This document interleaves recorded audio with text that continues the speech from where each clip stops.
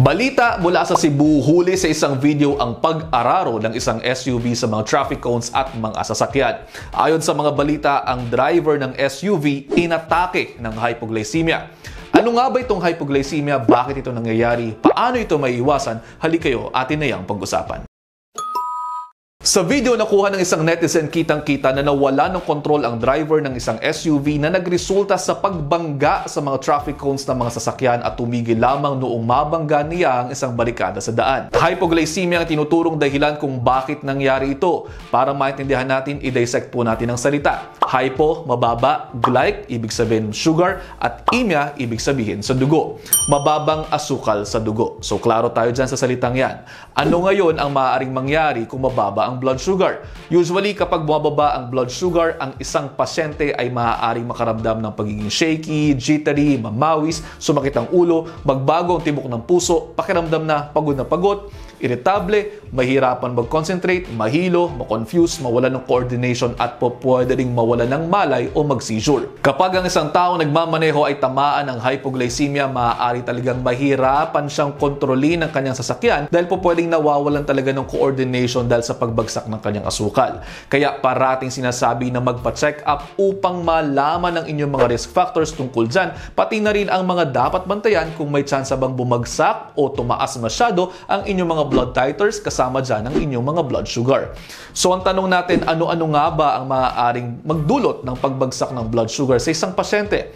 Una, kung wala kang food intake ng mga pagkaing mayroong carbohydrates, pwedeng bagsak na bagsak ang iyong blood sugar.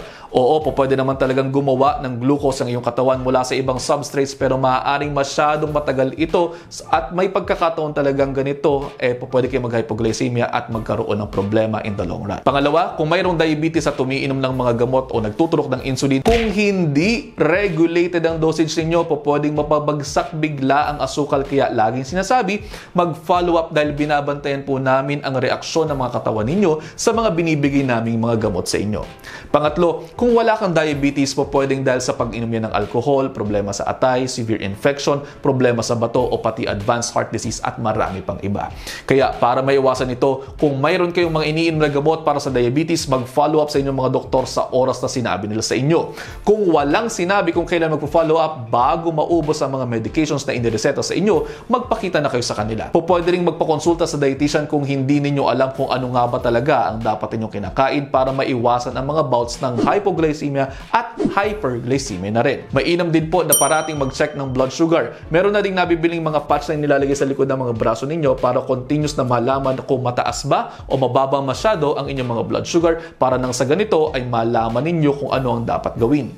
Kung bagsak na bagsak ang blood sugar ninyo at nakararamdam ng mga sintomas na nabanggit natin kanina, pwedeng kumain ng candy at iba pang mga simple carbohydrates tulad na lamang ng mga asukal na nasa tubig para tumaas ng bahagya ang inyong mga blood sugar at hindi kumantong sa bagsak na bagsak ng level. Isa pa, kung magta-travel kayo at palagay ninyo ay hindi ninyo kaya, masakit na masakit ang ulo at kung ano pang nararamdaman, magpatulong sa kasamahan dahil mahirap ng maaksidente. Kung wala makakasama at hahalili sa inyong pagmamaneho, ipagpaliban muna ang trip, mas mainam nang mag-ingat kaysa magsisi sa huli. At ayun, paalaala lamang naman po ang lahat ng ito dahil ayaw na ayaw ko lang naman talagang nagkakasakit kayo. At sa huli, tayo lang din naman talaga ang magtutulong-tulong. Kaya naman yun lang for now, i-digest nyo muna dahil ang gusto ko ay healthy kayong lahat. See you at the next episode.